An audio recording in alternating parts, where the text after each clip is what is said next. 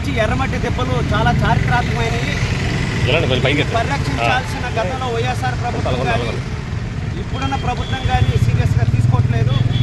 గత ప్రభుత్వం లీజుల పేరుతో దాదాపు 287 ఎకరాల భూమి ఇవ్వడం జరిగింది. ఏ రకంగా ఇచ్చారు? దానికి సంబంధించిన దాంట్లో Visakha cooperative mutual aid society పేరుతో అక్కడ తవ్వకాలు జరిపారు. అసలు ఆ సొసైటీకి రాజ్యాంగపరంగా చట్టపరంగా ఆ రకంగా అన్ని హక్కులు ఉన్నాయా లేదనేది మేము అడగదలుచుకున్నాం. అదే కాదు, ఒక చారిత్రాత్మకమైన ప్రాంతాన్ని పరిరక్షించాల్సింది పోయి ఈ రకంగా లీజుల పేరుతో ఇవ్వటం అనేది సరైనది కాదు. ఎందుకంటే మనం చెప్పడం కాదు, సుప్రీంకోర్టు స్పష్టమైన తీర్పులు ఇచ్చింది. చారిత్రక కట్టడాలు అట్లాగే ఎర్రమట్టి దెబ్బలు లాంటి ప్రాంతాలని పర్యవేక్షించాల్సింది ప్రభుత్వం. అట్లాంటిది ఈరోజున్న మైనింగ్ డిపార్ట్మెంటు లాభాల పేరుతో లీజుల పేరుతో ఇవ్వటం అనేది సరైనది కాదు.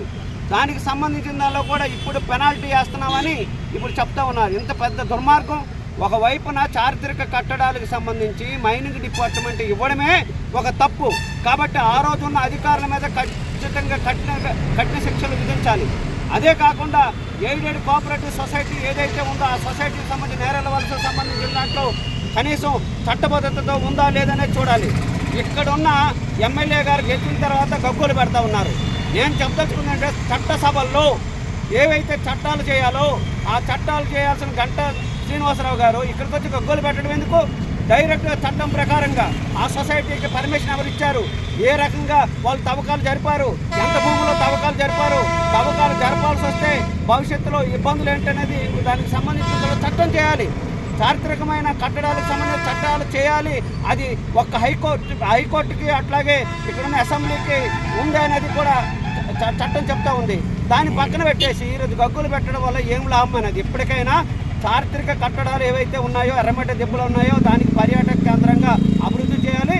ఆ రకంగా ఆ ప్రాంతాన్ని సంరక్షించాలని సిపిఎం పార్టీ డిమాండ్ చేస్తూ ఉంది.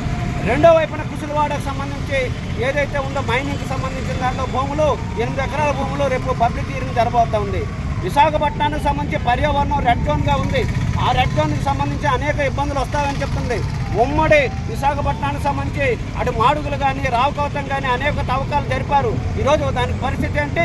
భూగర్భ జలాలు కలుషితమయ్యే ఆ ప్రాంతంలో ఉండే ప్రజలు ఎవరైతే ఉన్నారో వాళ్ళందరికీ కండు చూపుపోయి కళ్ళు లేకుండా అనేక ఇబ్బందులు పడుతున్నారు అనేది నివేదికలు తెలియజేస్తున్నాయి. ఇప్పుడు కుసులవాడలో ఇస్తున్న భూమికి సంబంధించిన దాంట్లో అక్కడున్న ఎవరైతే పంచాయతీ సర్పంచ్ ఉన్నారో వాళ్ళ తీర్మానం లేదు.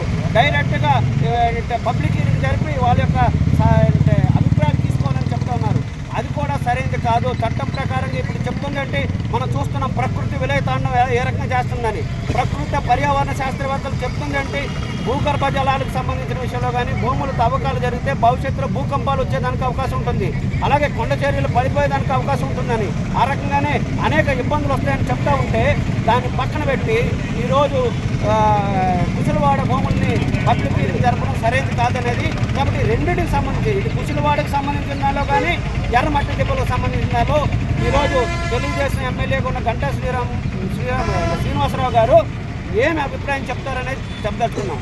గతంలో వైఎస్ఆర్ పార్టీ ఏదైతే తప్పులు చేసిందో ఇప్పుడు తెలుగుదేశం కూడా అదే తప్పులు చేస్తుందా? లేదనుకుంటే చట్టానికి సంబంధించిన దాంట్లో పకడ్బందీగా అమలు చేస్తారనేది స్పష్టంగా చెప్పాలి. కాబట్టి వీళ్ళ మీద వాళ్ళ మీద వీళ్ళు ఆరోపణలు చేసేదానికన్నా విశాఖపట్నంకి ఏ ప్రయోజనం చేకూరుతుంది, ప్రజలకు ఏ రకంగా చేకూరుతుంది అనే పద్ధతిలో ఉండాలని దీనికి సంబంధించిన 2 సమస్యల మీద సిపిఎం పార్టీ పెద్ద ఎత్తున ఉద్యమాలు నిర్వహిస్తుంది. ఇప్పటికే జిల్లా కలెక్టర్ గారికి అట్లాగే పర్యావరణ వ్యాప్తులకి వీళ్ళందరికీ వివరణ ఇవ్వడం జరిగింది. భవిష్యత్తులో కూడా ప్రజలందరూ సిపిఎం పార్టీకి మద్దతు తెలియజేయాలని ఈరోజు నిరసన కార్యక్రమంలో పాల్గొన్న ప్రజానీకాన్ని అందరికీ ధన్యవాదాలు తెలియజేస్తున్నాం.